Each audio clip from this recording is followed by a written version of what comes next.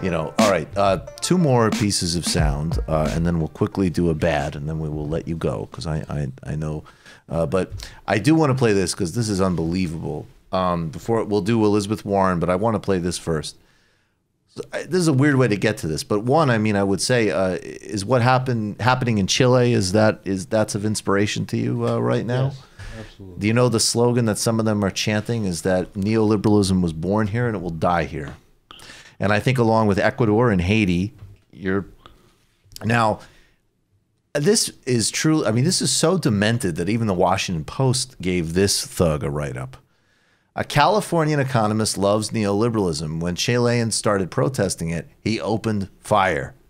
John, what is his name? I can't see. Coben, C-O-B-I-N. John Coben, a U.S.-based economist and former member of a neo-Confederate group, is so passionate about the free market and about Chile that he's devoted the past 2 decades to marrying the two. I mean, should be said, following in a fine tradition of crackpot U.S. corporate-enabled economists who have gone to wreak havoc in Chile. George Mason also. George, indeed. So this is footage of this professor. This is unbelievable. This is in Chile. He's in a car. I don't think there's sound. He hops out of his truck. He pulls a gun. Points it at protesters. They throw something at him. Oh, I guess it's not clear, but he actually let shots off. He let shots fire, yeah. You can kind of see it if you look closer. Let shots off. Now, this guy might end up being thrown in prison in Chile, and I'd hope. My proposal was that they do a direct flight and drop off in the middle of Havana.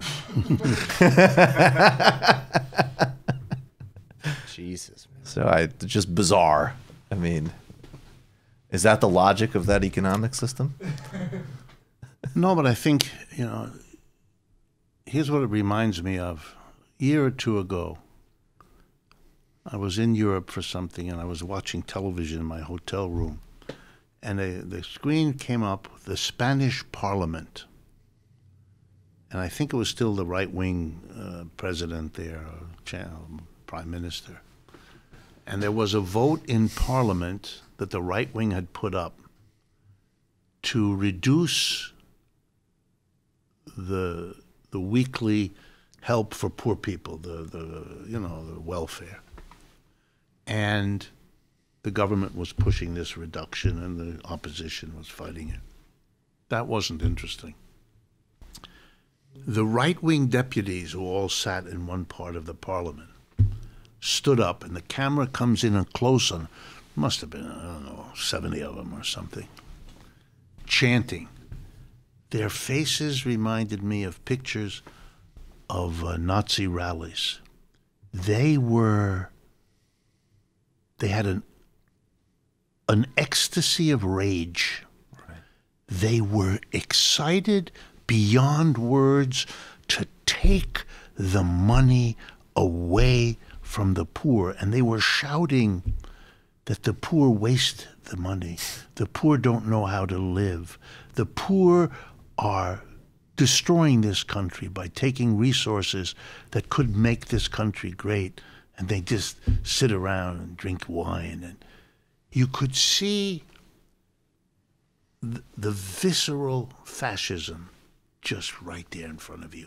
These are people who have reorganized the world to make them, the richest of the rich, the most privileged ranks of Spanish society, the beleaguered victim, the one who is threatened in the wealth they have, in the lives they lead, in the mansions they occupy, by these dirty, poor, uneducated people who want it all. It's transfixing because it teaches that human beings, if you put them under enough pressure, will become monsters. And they will do monstrous things that will provoke the monster on the other side, and we will have the kinds of civil war that happen in these societies. Could be right where Bolivia is heading right Yeah. now. And I mean, and again, To burn and, right, you know, right.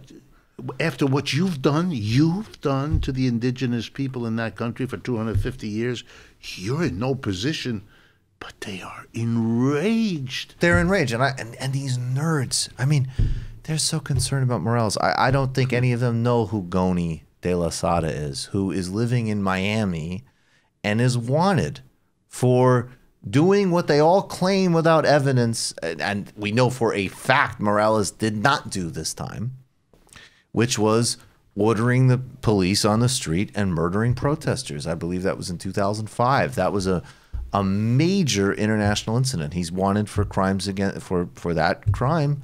United States doesn't. I mean, the extradition request in the trash. You just watched a Michael Brooks show video. Subscribe to get them all. Why wouldn't you? Don't be foolish. Click subscribe below and become a patron as well. Patreon.com/TMBS. Thanks, everybody.